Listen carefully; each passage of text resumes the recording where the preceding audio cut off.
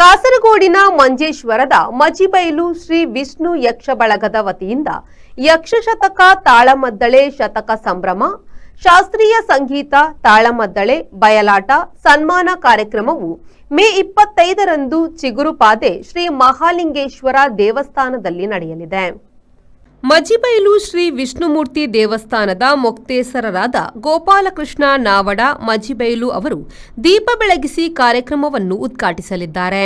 ಚಿಗುರುಪಾದೆ ಶ್ರೀ ಮಹಾಲಿಂಗೇಶ್ವರ ದೇವಸ್ಥಾನದ ಆಡಳಿತ ಮೊಕ್ತೇಸರರಾದ ವಸಂತ ಭಟ್ ತೊಟ್ಟೆತ್ತೋಡಿ, ಮೀಯಪದವು ಶ್ರೀ ಗುರುನರಸಿಂಹ ಯಕ್ಷಗಾನ ಬಳಗದ ಅಧ್ಯಕ್ಷರಾದ ಗಣೇಶ್ ನಾವಡ ಉಪಸ್ಥಿತಿಯಲ್ಲಿ ಕಾರ್ಯಕ್ರಮ ನಡೆಯಲಿದೆ.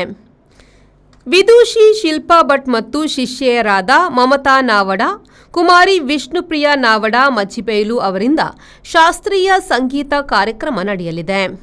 ವಾಮನ ಚರಿತ್ರೆ ಎಂಬ ಯಕ್ಷಗಾನ ತಾಳಮದ್ದಳೆ, ವೀರ ತರುಣಿ ಸೇನಾ ಯಕ್ಷಗಾನ ಬಯಲಾಟ ನಡೆಯಲಿದೆ.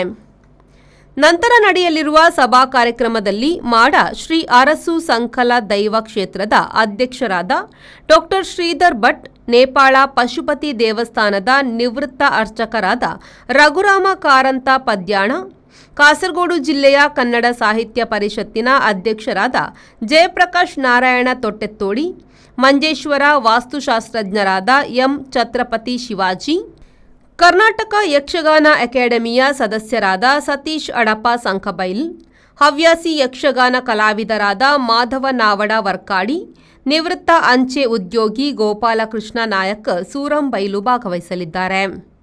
ರಾತ್ರಿ 7 ಗಂಟೆಯಿಂದ ಯಕ್ಷಗಾನ ಬಯಲಾಟ ವೀರವರ್ಮ ಕಾಳಗ ನಡೆಯಲಿದೆ. ಪ್ರೀತೇಶ್ ಶೆಟ್ಟಿ, ವಿ4 ನ್ಯೂಸ್, ಮಂಜೇಶ್ವರ.